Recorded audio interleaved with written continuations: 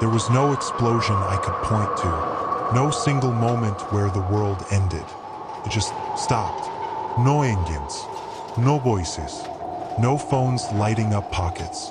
Metro Manila, once loud, impatient, alive, now stood still, like it was holding its breath. I didn't celebrate surviving. I didn't panic either. I stood there and listened, because in the first hours after a collapse, noise doesn't mean life anymore. Noise means danger. I pulled out my notebook. It was supposed to be for plans that never mattered before. Now, it mattered more than food. I wrote on the blank page,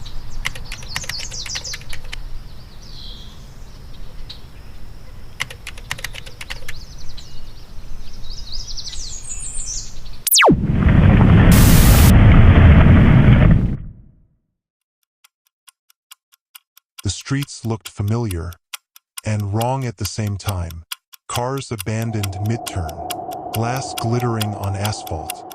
I moved slowly, not because I was scared, but because rushing kills you faster than hunger. Every step was deliberate. You don't walk through ruins. You negotiate with them. The streets felt like tunnels. Too many blind corners. Too many hiding places. So I climbed. From above, the city finally made sense. Smoke columns marked danger. Collapsed bridges became dead ends I could avoid. From the ground, you react.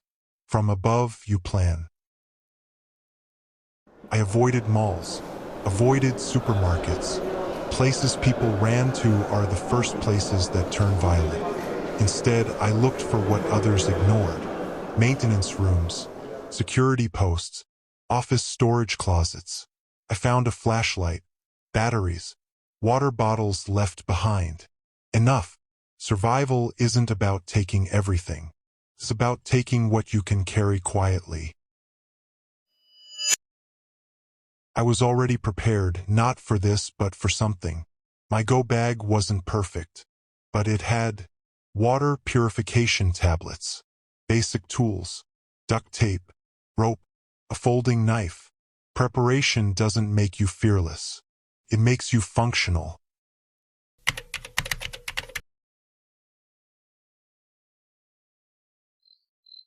As the sun lowered, something became clear. The city wasn't empty. It was waiting. Too many shadows, too many echoes. And cities don't grow food. They don't forgive mistakes. They don't stay safe for long.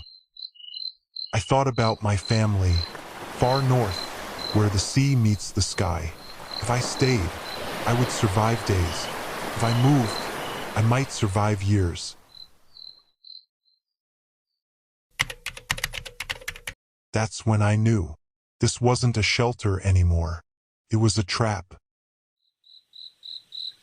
As night came, I stepped toward the edge of the city. I didn't know what waited outside. Animals, people, or worse. But standing still was no longer an option. If you're listening to this someday, remember this. The first hours don't test your strength. They test your judgment. And the ones who survive are the ones who know when to leave.